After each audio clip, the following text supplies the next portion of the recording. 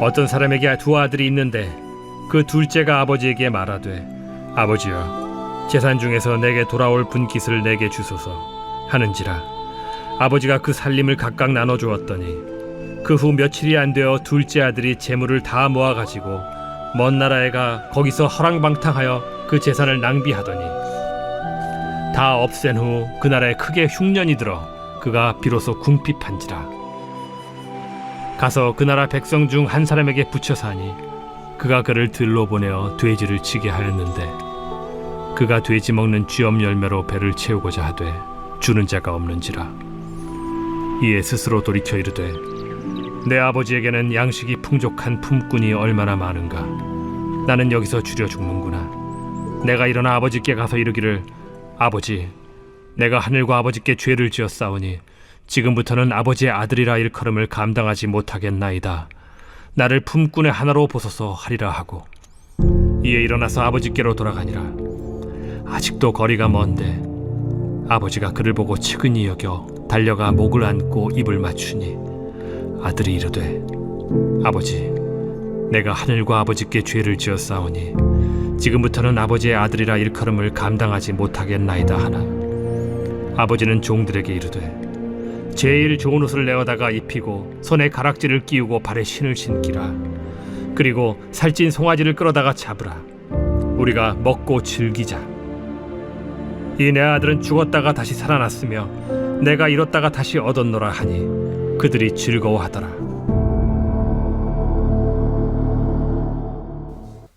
할렐루야. 풍성하신 하나님의 은혜가 함께하는 행복한 아침 되기를 주의 이름으로 축원을 드립니다. 우리 옆 사람, 앞뒤 사람 돌아보면서 우리 인사합니다. 반갑습니다. 사랑합니다. 지난주보다 훨씬 더 멋있어졌습니다. 저도 토요일날 이발했는데 훨씬 이쁩니까? 오늘은 저와 여러분이 잘 아는 탕자의 비유로 알려진 얘기입니다. 이 비유는 예수님이 말씀하신 복음의 핵심을 가장 알아듣기 쉽도록 설명해 주신 주님의 유명한 비유의 말씀입니다. 그런데 너무 익숙하다는 거예요. 너무 익숙해요. 신앙생활을 좀 오래 한 사람은 수없이 들었던 익숙한 말씀이기 때문에 말씀을 듣기 전에 귀와 눈을 닫아버립니다.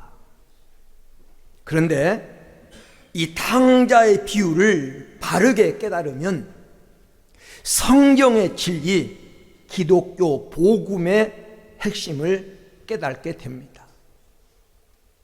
하나님의 은혜가 함께하기를 주의 이름으로 축원을 드립니다.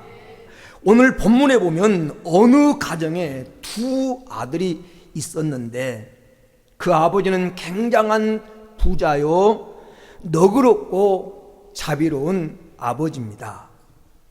아들들은 좋으신 아버지를 모시고 부잣집에서 이 부족함이 없이 잘 살았으니 얼마나 감사한 일이고 행복한 일입니까?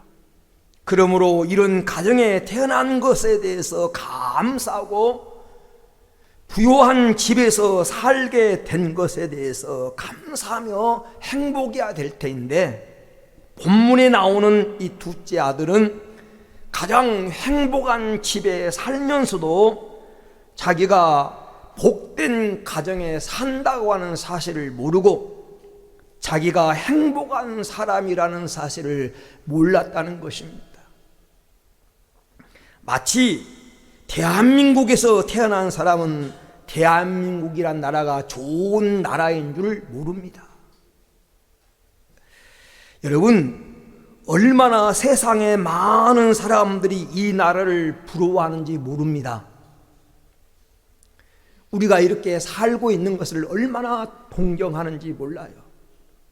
이 세상에는 아직도 먹는 경제 문제가 해결되지 않고 아직도 이 치안 문제가 해결되지 않아서 하루하루를 불안하게 살고, 아직도 이 안전 문제가 해결되지 않아서 내 생명을 보장해 줄 국가도 없고 정부도 없어서 스스로가 자기 재산을 지켜야 될 그런 나라들이 얼마나 많은지 모릅니다.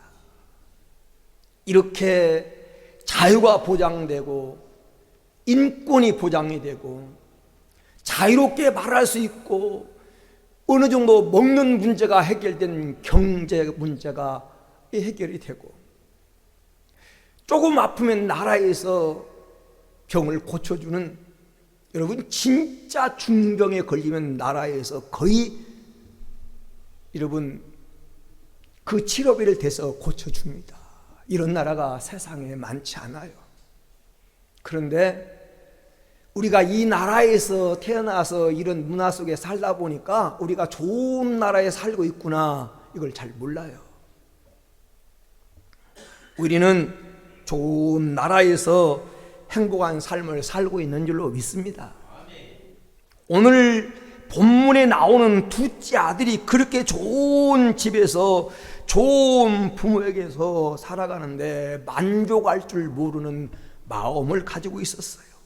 이것이 큰 불행의 원인이고 문제입니다. 오늘 본문에 나오는 탕자로 일컬어지는 이 둘째 아들은 그렇게 좋은 집에 살면서 만족하고 기뻐하고 효도하며 살면 얼마나 좋았겠습니까? 그런데 탕자는 자기가 사는 환경이 복된 환경인 줄 모르고 어느 날 엉뚱한 생각을 하기 시작합니다. 아버지가 안 계신 곳에서 먼 나라에 가서 내 마음대로 살았으면, 먹고 싶은 것 마음껏 먹고 하고 싶은 것 마음껏 하고 인생을 즐기며 살면 얼마나 행복할까? 그렇게 살아보고 싶다, 이런 마음이 그 마음속에 들어왔어요. 이게 마귀가 준 생각입니다. 그래서 어느 날 이 탕자가 아버지를 찾아가서 자기에게 돌아올 이 분깃 유산을 달라고 말합니다. 12절에 보니까 재산 중에서 자기의 분깃 유산을 나눠달라는 거죠. 지금 우리 눈으로 보고 우리 현 환경에서 보면 별 이상할 것도 없어요. 미리 아버지 유산 주세요.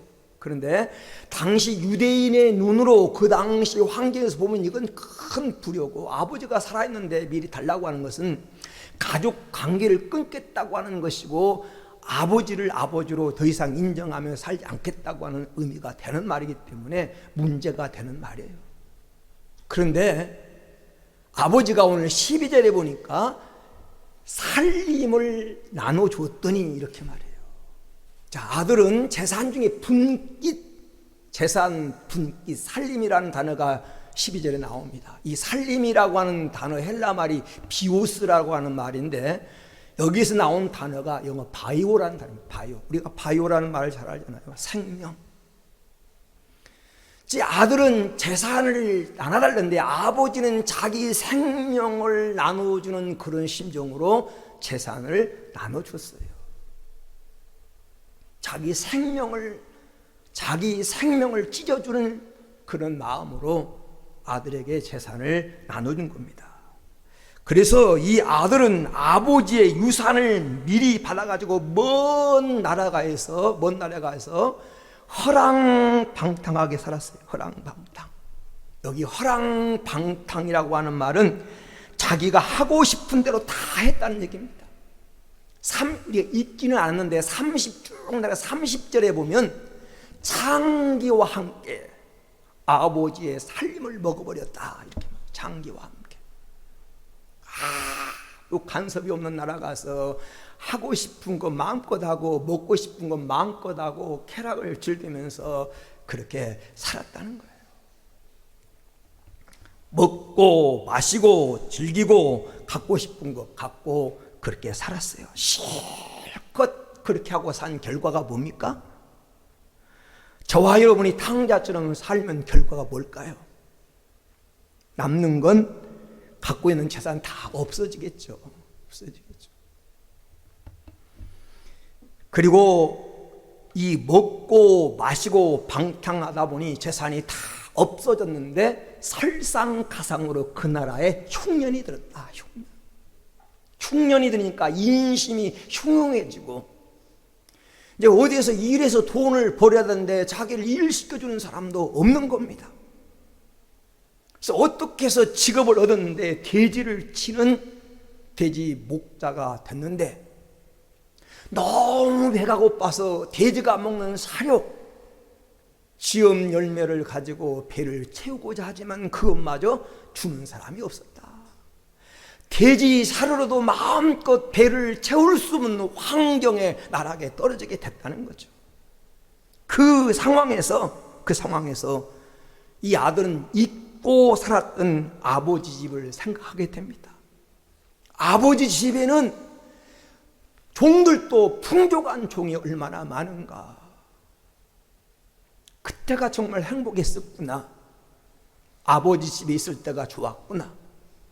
이 사실을 깨닫고 그것을 알지 못했음이 불행임을 깨닫고 그가 이제는 아버지 집에 돌아가서 아들로서가 아니라 종으로 자기를 써달라고 말하면서 내가 아버지 앞에 순종하며 살리라, 이런 마음을 가지고 그가 집으로 돌아오게 되는데, 돌아오보니 아버지가 그를 먼저 반겨주고 모든 걸 준비해놨다가 그에게 잔치를 베풀어주고 회복시켜준다는 얘기가 오늘 본문의 내용입니다.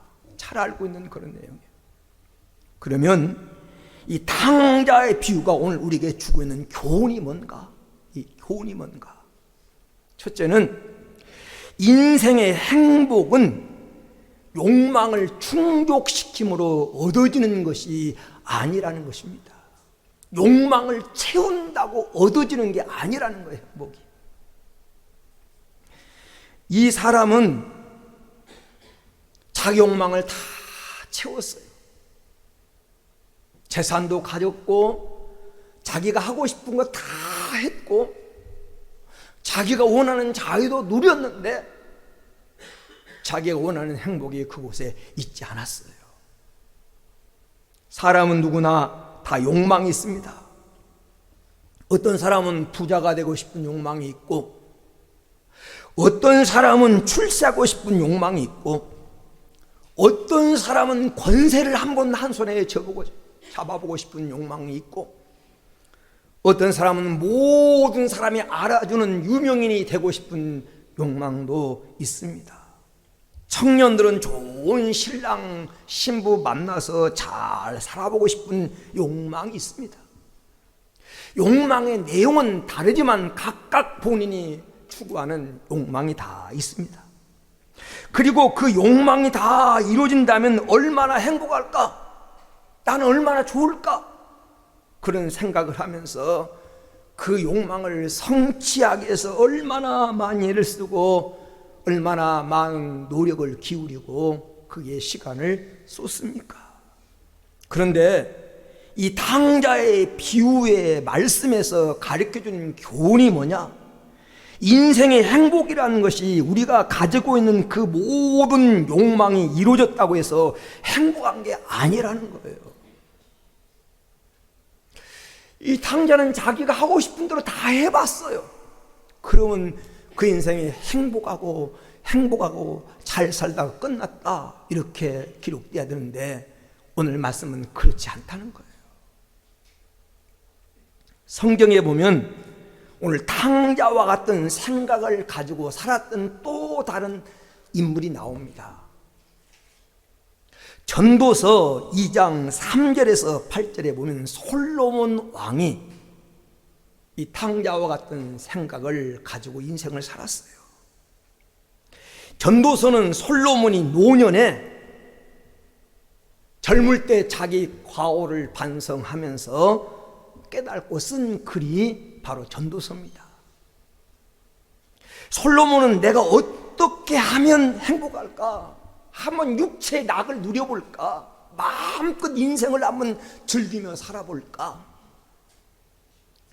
하나님이 그에게 지혜도 주셨고 재물도 주셨고 왕이라고 하는 영광도 주셨는데 그것까지 어떻게 하면 인생의 낙을 한번 누리며 인생을 한번 즐겁게 살아볼까, 이런 생각을 했어요. 그래서 솔로몬은 자기 육체의 쾌락이 될 만한 것은 다 해봤습니다. 여러분은 여러분이 하고 싶은 거 다 해보셨습니까? 근데 솔로몬은 다 해봤어요. 열왕기상 11장 3절에 보면 왕은 후비가 700인이요 빈장이 300인이라. 이 말은 후궁과 첩이 1000명이었다는 거예요. 1000명. 하루에 한 명씩 한다면 3년에 한 번 만날까 말까 그런 숫자예요.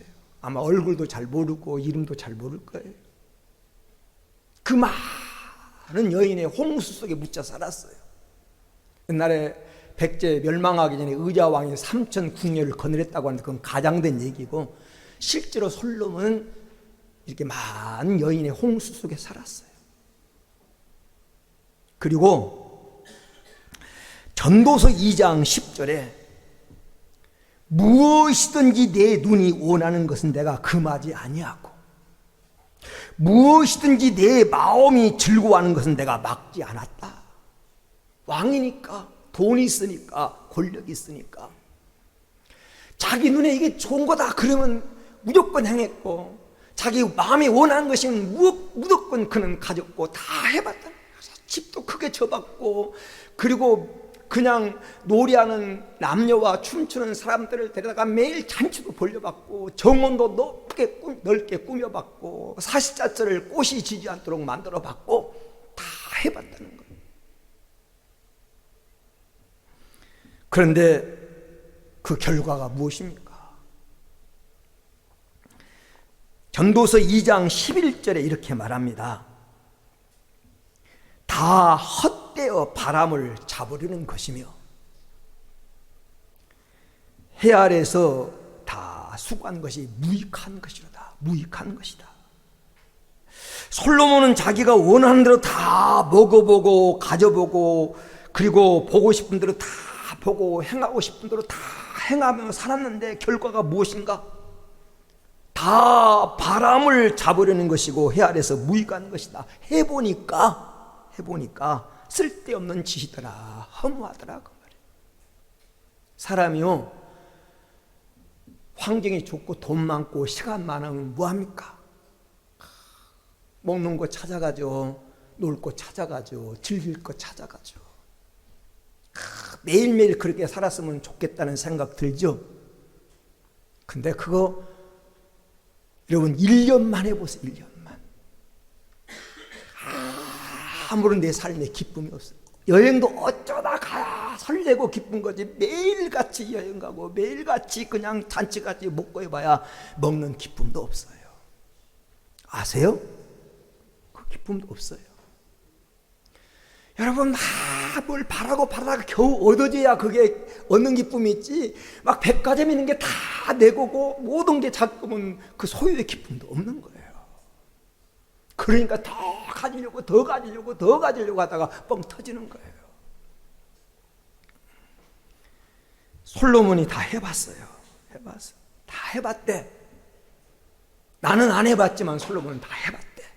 다 먹어봤고 가져봤고 하고 싶은 짓 별짓 다 해봤대. 자기 눈이 원하는 건 금하지 않았대. 마음이 하고 싶은 건 다 막 잡고 해봤대. 우리 같으면 신앙 양심에 찔렸을 때 이거 하면 안 되지 그러면서 절제할 땐 솔로몬은 다 해봤어요. 그런데 결과가 아무게 아니더라. 허무하더라. 마치 바람을 잡는 것처럼 아무것도 아니더라. 이렇게 결론을 내리고 있습니다. 전도서 2장 17절에 쾌락이 될 만한 것을 다 추구했는데 해보니까 괴로움이래. 즐거움이 아니라 나중에 보니 괴로움이요. 다 헛되어 바람을 잡으려는 것이다. 허무하더라는 거 한번 허무하더라. 제 말이 안 믿어지면 한번 해보세요. 한번 그렇게 살아보세요. 그러니 먹고 싶은 대로 다 먹고 해보고 싶은 대로 다 해보고 가고 싶은 대로 다 가보고 해본 결론이 아무것도 아니더라. 이 세상 욕망은 아무리 추구하고 채워도 만족이 없고 행복이 없더라. 그 말이에요. 박사기를 10개 가지면 행복할 것 같습니까? 여러분, 돈이 많다고 행복할 것 같습니까? 얼마 전에 재벌 부인이 TV에 나와서 그런 말을 한 걸 들었는데 자기는 생과부래요. 생과부. 돈은 많은데 생과부래. 가정이 행복하지가 않아. 그렇게 살고 싶습니까? 없어도 아껴주고 오손도손 섬겨주고 작은 거 나누면서 그 속에 만족이 있고 기쁨이 있는 거지. 노벨 문학상을 수상했던 세계적인 작가 해밍웨이라고 하는 사람이 있습니다. 해밍웨이. 이 사람은 믿음의 가문에서 태어난 사람이에요. 그의 할아버지가 미국의 유명한 D.L. 무디 목사님과 함께 복음운동을 일으켰던 사람이에요. 그런데 이 해밍웨이가 믿음에서 떠났어요. 그리고 미국 이 플로리다주에 좋은 그 해변의 별장에다가 아름다운 넓고 큰 집을 짓고 세상 사람이 보는 부러워하는 요트도 가지고 다 갖추고 살았는데 사람 보니까 너무너무 부럽게 사는 거야. 부자로 살지 뭐 노벨 문학상을 받은 세계적인 명성 있는 작가지. 남이 볼 때 너무 행복한 사람이었어요. 근데 그는 자살했습니다. 자살 직전에 그런 말을 해요.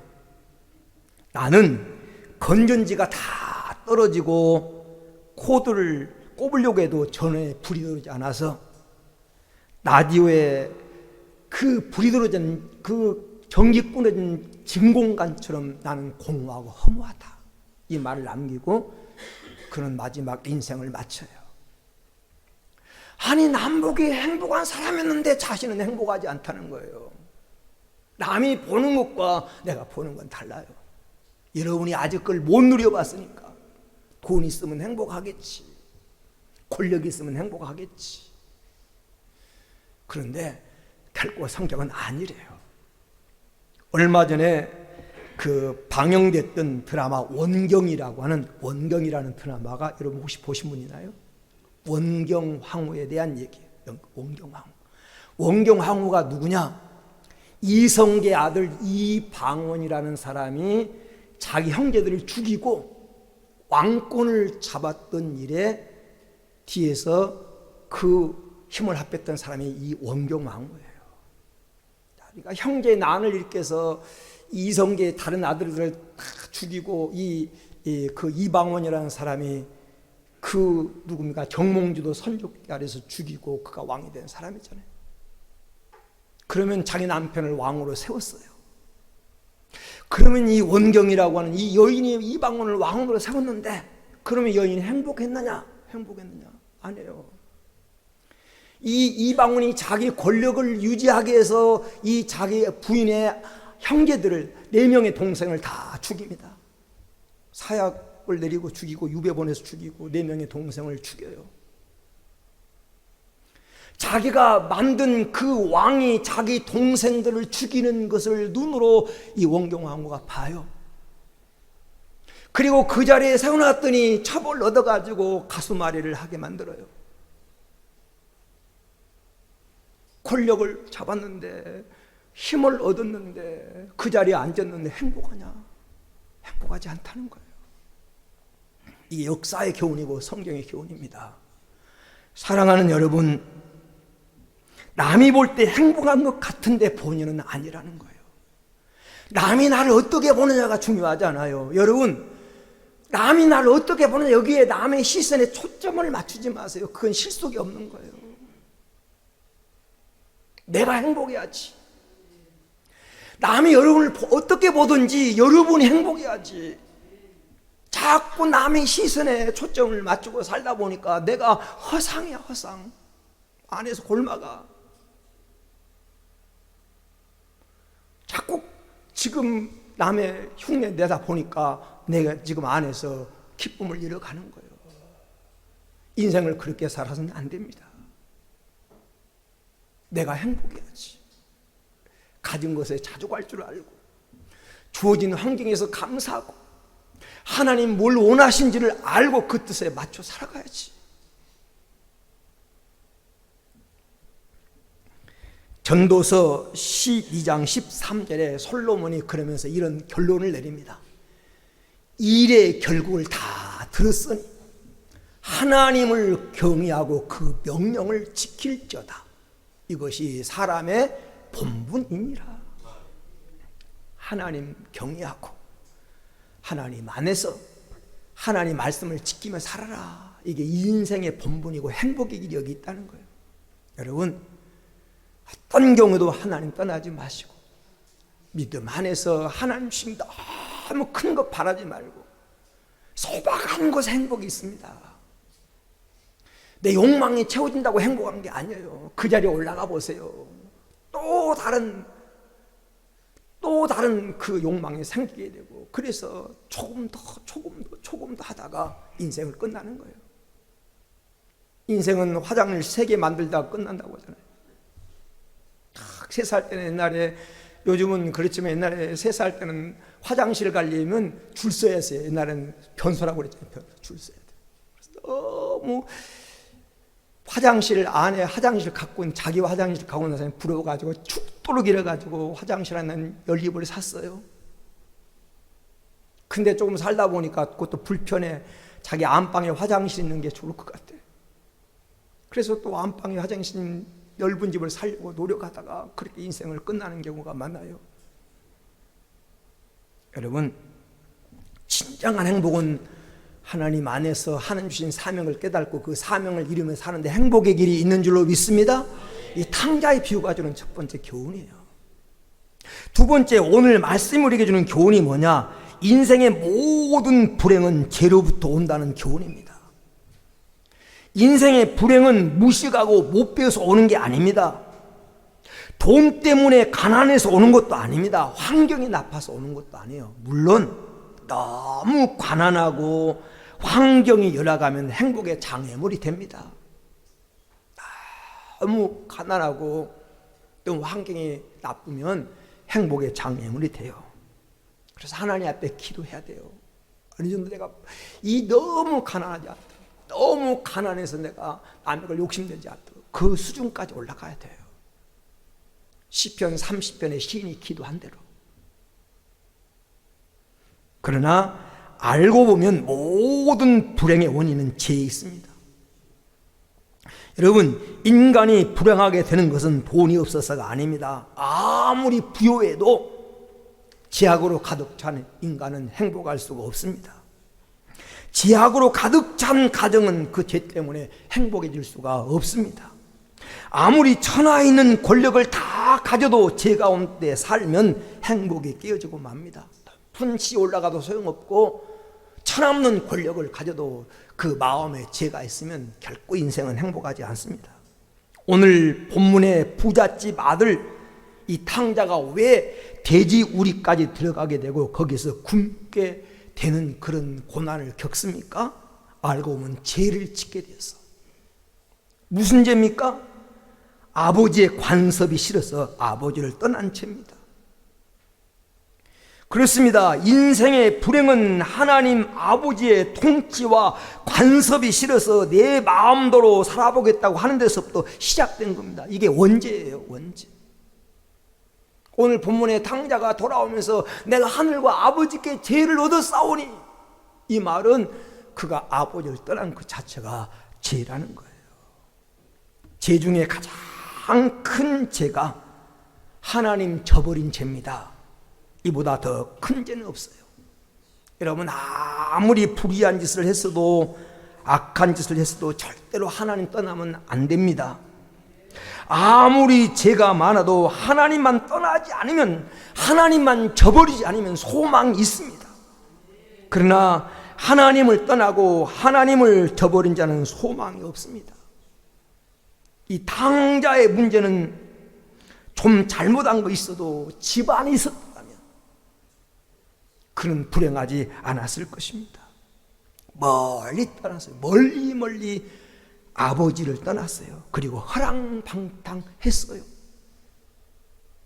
찬송가 387장 1절에 보면 이런 말이 나옵니다. 우리 한번 같이 해볼까요? 멀리 갔더니 처량하고 고나며 슬프고 또 외로워 정처 없이 다니니 예수 내 주여 지금 내게 오셔서 떠나가지 마시고 길이 함께 하소서. 아버지를 떠난 탕자는 바로 마귀의 종이 되고 그래서 망하게 된 겁니다. 여러분, 탕자는 아버지의 간섭이 싫어서 아버지 품을 떠나서 내 욕망대로 내가 원하는 대로 자기가 하고 싶은 거 다 하며 살았는데 결국 돼지를 치는 불행한 인간이 되고 맙니다. 이 사실을 알자고요. 하나님 떠나면 인생이 불행해진다는,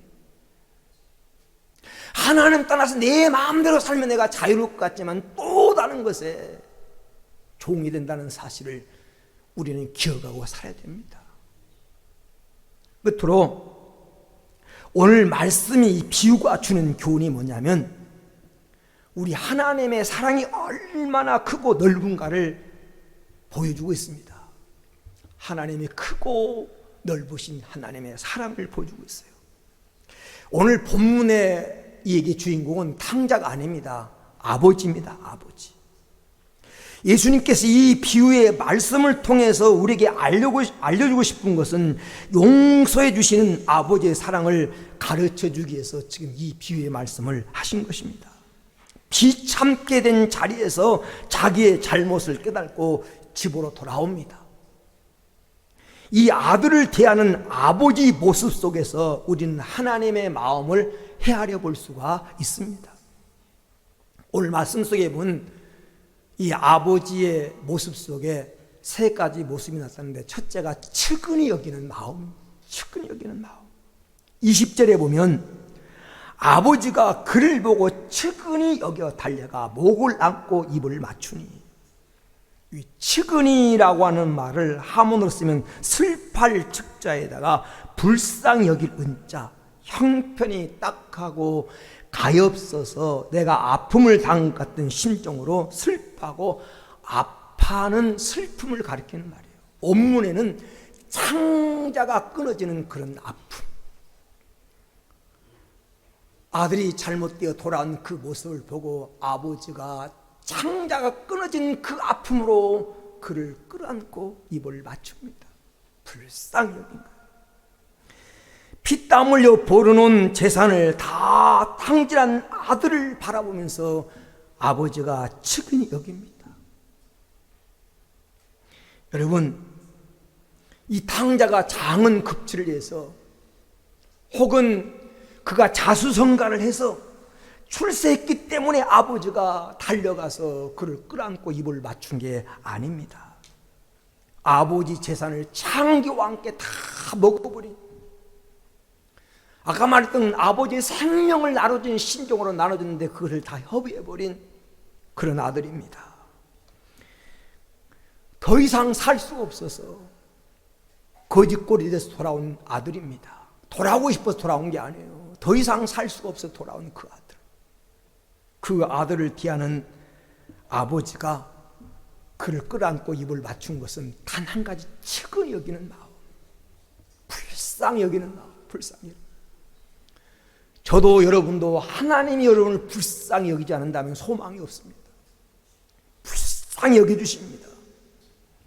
아직도 거리가 먼데 아버지가 먼저 아들을 보고 달려가서 목을 안고 입을 맞췄다고 표현합니다. 내가 아버지를 바라본 것보다 아버지가 더 나를 바라보고 더 나를 사랑하고 만나고 싶어 합니다.